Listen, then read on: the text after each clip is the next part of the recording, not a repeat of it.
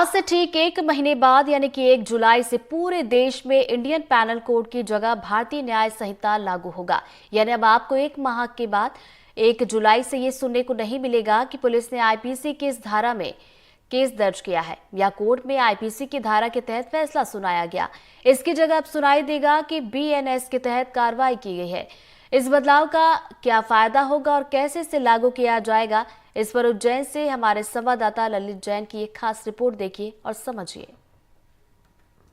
अपराध में यह सुनता है कि पुलिस ने आईपीसी की इस धारा के तहत इस कार्रवाई करी है या कोर्ट ने आईपीसी की इस धारा के तहत ये सजा दी है, लेकिन अब एक माह बाद 1 जुलाई से आपको यह सुनाई नहीं आएगा, क्योंकि सरकार ने जो कानून है 164 साल पुराने कानून है उसमें परिवर्तन कर दिया है। 164 साल पुराने जो कानून 511 धारा थी उनमें से संशोधित करके 358 धारा बची है, जिसके तहत अब कार्रवाई होगी। इसी के तहत अब कोई भी घटना दुर्घटना होने पर कार्रवाई होगी और इसी के तहत सजा भी होगी। अब इसको आईपीसी की जगह इंडियन पेनल कोड की जगह भारतीय न्याय संहिता कहा जाएगा। इसी के साथ में भारतीय नागरिक संविधान और साक्ष्य अधिनियम भी बदला जा रहा है, जो कि 1 जुलाई से लागू होगा। इसी के अनुसार अब पुलिस केस दर्ज करेगी और साथ में एविडेंस जुटाकर कोर्ट में पेश करेगी और इसी को देखते हुए कोर्ट सजा या बरी का निर्णय करेगी। इस मामले में उज्जैन एसपी प्रदीप शर्मा का क्या कहना है? प्रदीप शर्मा जी के पास आए बात करने के लिए। तो सर बताएं कि 1 जुलाई से जो नया परिवर्तन हो रहा है वो किस तरीके से रहेगा, क्या आएगा? जो हमारी आईपीसी 1860 की थी उसके बाद अब इसको बदल के भारतीय न्याय संहिता 2023 लागू कर दिया गया। इसको बहुत ऑर्गेनाइज तरीके से ये सारे सभी सेक्शन इसमें हो गए हैं। अब सभी की ट्रेनिंग इसमें लगातार जारी है। पहले जो आईपीसी हुआ करती थी उसमें करीबन 511 सेक्शंस थे। भारतीय न्याय संहिता में विज़िबी उसके कंपैरिजन में 358 सेक्शंस हैं। कई सेक्शंस की डेफिनेशन और नंबर अब बदल जाएंगे, जिसकी ट्रेनिंग हम लोग लगातार दे रहे हैं। साथ ही इनमें जो सजा का प्रावधान था वो चेंज कर दिया गया है। कुछ अपराध जैसे जिसमें पहले कम सजा होती थी, एक्सटॉर्शन, उद्यापन, अब उसकी जगह उसमें बढ़ा के 5 साल की कर दी गई है। जो एक्सीडेंट रिलेटेड केसेस हैं उसमें सजा का प्रावधान बढ़ा दिया गया है। साथ ही अन्य जो ऐसे अपराध जो पब्लिक सर्वेंट के साथ होते थे उनमें अगर व्यवधान पैदा किया जाता है तो उनमें सजा के प्रावधान बढ़ा दिए गए। तो ओवरऑल ये एक समय के साथ होने वाला अडेप्टेशन है, जिसमें जो आज की प्रॉब्लम्स हैं उसके कंपैरिजन में जो सजाएं होना चाहिए, जिस तरह से उनको संगठित किया जा सकता है।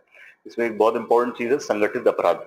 अभी तक संगठित अपराध की कोई डेफिनेशन आईपीसी में नहीं थी। भारतीय न्याय संहिता में संगठित अपराध को भी डिफाइन किया गया है, जैसे जुआ, सट्टा या स्मगलिंग या ट्रैफिकिंग टाइप की जो चीजें हैं उसमें वो संगठित अपराध की धाराएं भी लगेंगी, जिससे जुड़े हुए सभी लोगों पर उस पर कार्रवाई की जा सकती है। सर मतलब आम आदमी समझना चाहे तो उसको जैसे कि मुख्य धारा 302 मानी जाती है, तो जैसे कल से कोई मर्डर हो जाता है, ये गंभीर है, तो उसमें धाराएं कैसी लगेगी, अब क्या बन जाएगा?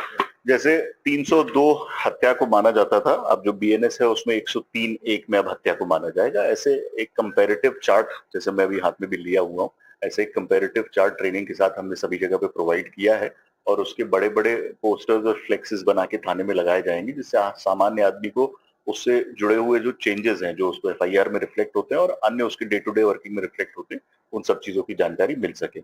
इसके अलावा कई ऐप हैं जो इस तरह की जानकारी दे रहे हैं, वो भी आप डाउनलोड कर सकते हैं। उसमें जो चेंजेस हुए हैं उसको रिफ्लेक्ट किया गया है। तो नागरिक संहिता को भी लेकर कुछ चेंज हुआ क्या है? हाँ बिल्कुल, उसमें भी चेंजेस हैं। उसकी भी हमारी जो साक्ष्य अधिनियम है उसमें भी चेंजेस हुए हैं, जो बेसिकली ये सब 1860 और उसके आसपास लिखे गए थे। उस समय से लेके आज तक जो टेक्नोलॉजी है, जो प्रक्रिया है, उसमें बहुत चेंज हो गया है। उन सभी टेक्नोलॉजी और प्रक्रिया के अनुरूप इन सभी जो हमारे तीनों पीनल कोड हो या हमारा एविडेंस एक्ट हो या प्रोसीजर कोड हो, उन तीनों में चेंजेस किए गए हैं और उन तीनों की लगातार ट्रेनिंग पूरे डिपार्टमेंट में दी जा रही है। ये भारतीय न्याय साक्ष्य अधिनियम बीएनएसएस हो जाएगा। इसमें भी जो डिजिटल एविडेंसेस हैं उसको प्राथमिकताएं दी गई हैं और जो उससे रिलेटेड उनको कैसे ग्राह्य किया जा सकता है वो पूरी प्रक्रिया स्थापित की गई है। सर इतने सालों से जो 20-25 साल से पुलिस वाले रहेंगे, ये जो नई प्रक्रिया शुरू हो रही है, इससे उनको दिक्कत आएगी? थोड़ा सा अडेप्टेशन में दिक्कत होगी, परंतु इसमें बहुत अच्छी प्लानिंग, इसमें समय से ही हम लोगों को ये जानकारी दे दी गई थी। 1 जनवरी से इसमें ट्रेनिंग ऑफ ट्रेनर्स, जो हमारे डीपीओज हैं, सरकारी वकील हैं, उन सबकी ट्रेनिंग ऑलरेडी हो चुकी है। फर्स्ट राउंड ऑफ ट्रेनिंग जो हम लोगों की होनी थी वो सरकारी वकील और जो अन्य स्पेशलिस्ट हैं उनके माध्यम से हमारी कराई जा रही है। अभी 1 से 15 जून तक फिर एक इसमें रीटेस्ट और री ट्रेनिंग की जा रही है, जिसमें लास्ट आदमी तक हम लोग इस चीज को सभी पे इम्प्लीमेंट कराए जाएंगे। कुछ ट्रेनिंग ऑफ ट्रेनर्स की गई है जिनको हर जिले में स्थापित किया गया है, जो लगातार इस पे रिफ्रेशर कोर्सेज करते रहेंगे। हमारे जितने पीटीएस हैं, पुलिस ट्रेनिंग स्कूल हैं, वो भी इसके इन सर्विस कोर्सेज कर रहे हैं। तो मुझे बहुत उम्मीद है कि 1 जुलाई से जब ये लागू होगा तो हम सब अच्छे कंडीशन में होंगे कि इसको नए कानून के हिसाब से हम कार्रवाई कर सकें। सर, इससे आम आदमी को क्या फायदा होगा इस तरीके से? आम आदमी को इसमें बहुत सारे फायदे हैं। जैसे मैंने आपको बताया कि पहले 511 धाराएं होती थी, अब वो घटा के करीबन 350 धाराएं कर दी गई हैं। जो अपराध की धाराएं थी उनको इकट्ठा कर दिया गया है, जिससे एक चीज से रिलेटेड जो आप उसका लिटरेचर पढ़ना चाहते हैं वो एक ही धारा में उसको पढ़ लिया जाए। कई अपराध जिनमें पहले कम सजा हुआ करती थी उनमें सजा बढ़ा दी गई है। उसका जो रिफ्लेक्शन है वो हमारे जो आज की सोसाइटी और जो क्राइम है उसी के ऊपर आने वाला है। कई संगठित अपराध, जैसे मैंने आपको कहा, उसमें बहुत कम सजा का प्रावधान हुआ करता था, परंतु अब क्योंकि उनको संगठित अपराध में मान लिया गया है तो उसमें सजा का प्रावधान भी बढ़ गया। ओवरऑल अपराध की जो स्थिति है उसमें बहुत सुधार होने की ऐसी संभावना है। तो आप देख रहे थे कि एसपी प्रदीप शर्मा जी बता रहे थे कि जो 1 जुलाई से जो नया कानून शुरू हो रहा है, जो आईपीसी है, अब बीएनएस कहलाएगी और उसमें क्या क्या होगा और किस तरीके से पुलिस विभाग काम करेगा और आम जनता को क्या लाभ मिलेगा। एनडीटीवी के लिए उज्जैन से ललित जैन। 1 माह बाद जो नए कानून लागू होने वाले हैं, जिसके अनुसार कानून अब अपना काम करेगा, अपराधियों को सजा होगी और जिस तरीके केस चलेगा, उसी को लेकर हम इंदौर हाई कोर्ट के वरिष्ठ अभिभाषक अमित अग्रवाल जी से बात करना है कि सर ये किस तरीके का कानून रहेगा और इसमें क्या प्रक्रिया रहेगी। तो सर बताएं कि ये जो कानून जो नया 1 जुलाई से लागू हो रहा है, पहले तो ये बताएं कि जो अभी तक कानून चल रहा था कितना पुराना था, इसके क्या क्या नियम थे? ये जो कानून है ये ब्रिटिश काल में बनाए गए थे। जैसे आप देखेंगे कि भारतीय दंड संहिता, ये पुस्तक है उसकी, ये 1860 की है। इसमें जो उस टाइम नियम बनाए गए थे वो 1860 के हिसाब से बनाए गए थे। आज 164 सालों बाद सारी प्रक्रियाएं बदल गई है, टेक्नोलॉजी का युग आ गया है और अभी तक कानून वही पुराना चला आ रहा था, जिसमें कई धाराओं में संशोधन की काफी गुंजाइश थी। जैसे कि ये बता रहे हैं कि जैसे आईपीसी जो थी, पहले इंडियन पेनल कोड बोलते थे, भारतीय दंड संहिता, अब इसका नाम बीएनएस हो गया है। तो इसमें जो बता रहे हैं कि पहले 511 धारा थी, अब कुछ धारा कम हुई, तो इसमें क्या फर्क पड़ेगा? देखिए, अभी संशोधित ड्राफ्ट हमारे सभी लोगों को मिला नहीं है और निश्चित रूप से कई धाराएं जो मैंने पहले भी बताया कि वो यूजफुल नहीं थी, उनको हटाया जाना नितांत आवश्यक था। उससे न्यायालयीन प्रक्रिया काफी लंबी हो रही थी। हो सकता है जो नया अमेंडेड एक्ट आया है इससे प्रक्रियाओं सुलभ हो जाए। जैसे आप बता रहे हैं कि अभी हमारी बात एसपी प्रदीप शर्मा जी से हुई है, उन्होंने बताया कि साक्ष्य अधिनियम भी बदल रहा है और नागरिक संहिता भी बदल रही है, तो इनका क्या मतलब है? मुझे जहां तक जानकारी मिली है, मोदी जी ऐसे 201 पर काम कर रहे हैं जिनको अमेंडेड किया जाना बहुत जरूरी है। जैसे आप देखेंगे दंड प्रक्रिया संहिता है, ये 1908 की है, 1973 की है जी। सिविल प्रक्रिया संहिता 1908 की है जी। आप देखेंगे भारतीय स्टाम्प अधिनियम 1899 का है। जिन ऐसा देखेंगे आप संविदा अधिनियम देखेंगे, कॉन्ट्रैक्ट एक्ट 1872 का है।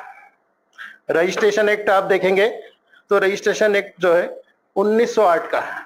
इन सभी कानूनों को पारित हुए लगभग 100 वर्षों से ऊपर हो चुके हैं और निश्चित रूप से अब टेक्नोलॉजी के युग में सब चीजें ऑनलाइन हो गई है, लेकिन इन पुराने प्रावधानों में इसका कहीं उल्लेख नहीं होने से काफी प्रॉब्लम्स आती है। अब अगर जो बदलता है तो क्या आप लोगों को, वकीलों को, इसमें कोई काम करने में दिक्कत आएगी? नहीं, देखिए, जो लोग अध्ययन करते हैं उन्हें तो कोई दिक्कत नहीं आएगी और निश्चित रूप से ऐसी धाराओं को हटाया जाएगा जो यूजफुल नहीं है। जो यूजफुल धाराएं हैं उनको अमेंडेड करके वापस में उपयोग में लाया जाएगा, क्योंकि वो नितांत ही आवश्यक है।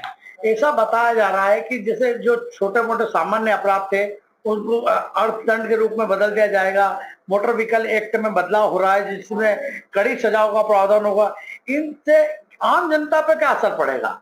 इससे आम जनताओं को न्याय मिलने में सुलभ होगा, क्योंकि निश्चित रूप से जो प्रक्रियाएं अगर सरल होंगी तो न्याय भी जल्दी मिल पाएगा।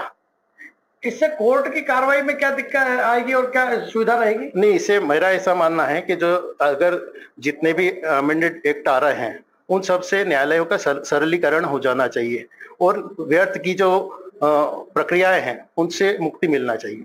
अच्छा, आपको क्या लगता है आम आदमी को इससे सुविधा होगी, फायदा होगा या कोई नुकसान दिखेगा? नहीं, निश्चित रूप से होगा फायदा, निश्चित रूप से होगा, क्योंकि क्या है आप देखेंगे तो 100 सालों पूर्व जो सोच के ये प्रावधान बनाए गए थे, आज उन प्रावधानों को लागू किया जाना निश्चित रूप से संभव नहीं है और इनका अमेंडमेंट की बहुत ज्यादा जरूरत थी और कई वर्षों से शहर के, देश के, पूरे देश के वकील इसकी मांग कर रहे थे। तो मतलब ये जो लागू होगा इससे सभी को फायदा है, आम जनता को भी, कोर्ट को भी, बिल्कुल, और सभी को फायदा है। बिल्कुल बिल्कुल फायदा। इसमें और कोई संशोधन या इसको लेके आप वकीलों की कोई राय हो, वकील कोई बात करते हो? देखिए, मुझे अभी तक जो जानकारी मिली है कि अभी 3 प्रावधानों में ही अमेंडमेंट हुआ है, पर ऐसे लगभग 200 प्रावधान हैं जिनमें अमेंडमेंट किया जाना नितांत आवश्यक। तो जैसा कि आप देख रहे थे, हाईकोर्ट के वकील, वरिष्ठ अभिभाषक है अमित अग्रवाल जी, जिन्होंने जो नए कानून बने हैं उसको लेके बताया कि किस तरीके से जनता के लिए फायदे कारक रहेगा, कोर्ट के लिए फायदे कारक रहेगा। अब आगे भविष्य में ये किस तरीके से लागू होता है और इसका क्या असर होता है, ये तो भविष्य में देखने को मिलेगा।